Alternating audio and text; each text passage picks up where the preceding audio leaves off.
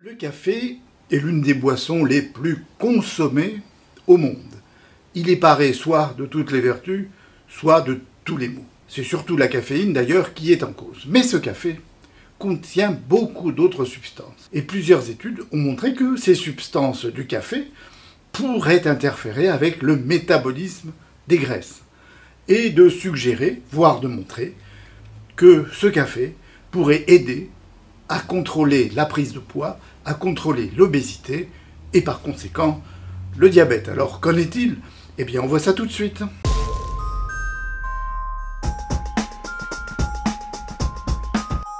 Il existe deux types de graisses, une blanche et une brune.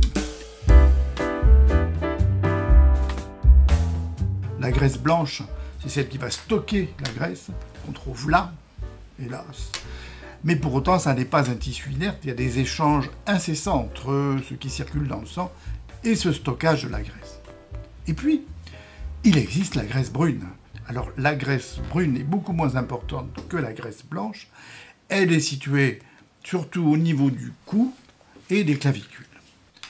Pourquoi est-elle brune ? Elle est brune parce qu'elle contient des mitochondries. Les mitochondries sont des composants de nos cellules qui donnent cette couleur grise à la graisse. Ce sont des chaudières qui vont produire de la chaleur. Produire de la chaleur en brûlant justement la graisse, en brûlant des acides gras qui sont stockés dans la graisse blanche. Le but de cette production de chaleur, c'est par exemple de lutter contre le froid. Quand il fait froid, les mitochondries sont activées, vont aller chercher ce dont elles ont besoin comme carburant dans la graisse blanche. Par conséquent, le déclenchement de l'activité des mitochondries dans la graisse brune se fait par le froid. D'où l'idée que d'autres substances pourraient à leur tour déclencher l'activité de la graisse brune, de sorte que cette dernière puisse aller puiser dans la graisse blanche les acides gras, la graisse dont elle a besoin pour cette production de chaleur.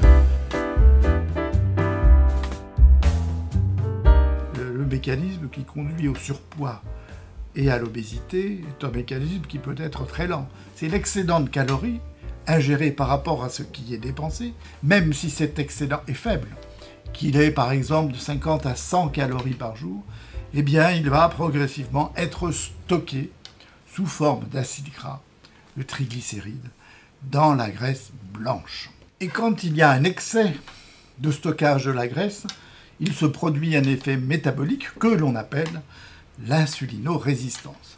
Ça veut dire quoi ? D'abord, l'insuline, c'est une hormone produite par le pancréas qui permet au glucose de rentrer dans les cellules. Et oui, en effet, le glucose, il ne peut pas rentrer tout seul, c'est mal fait, mais c'est comme ça, il faut de l'insuline. Et bien, quand il y a un excès de stockage de la graisse, pour faire rentrer la même quantité de glucose, il faut encore plus d'insuline. On appelle cela l'insulinorésistance. Ça a un intérêt ? Ben oui, parce que c'est un état pré-diabétique. C'est au fur et à mesure qu'il faut plus d'insuline, le pancréas il va mouliner, et puis au bout d'un moment, il ne peut plus. C'est le diabète. Il y a une première étude qui a exposé des humains, des hommes, au froid, un froid relatif, c'était pas moins 15, c'était une dizaine de degrés ou un peu plus, mais peu importe. Et l'exposition de ces hommes au froid a effectivement mis en jeu l'activité de la graisse brune. Et cette activité de la graisse brune a conduit à ce qu'elle aille chercher des acides gras de la graisse au niveau de la graisse blanche pour la brûler, pour produire de la chaleur. Et ça marche chez l'homme. Ça marche chez l'homme, mais on l'avait déjà fait chez la souris. Mais on voit bien l'intérêt de mettre en jeu l'activité de la graisse brune pour mieux contrôler la prise de poids et le diabète. On va en revenir au café. A été testé chez des souris obèses.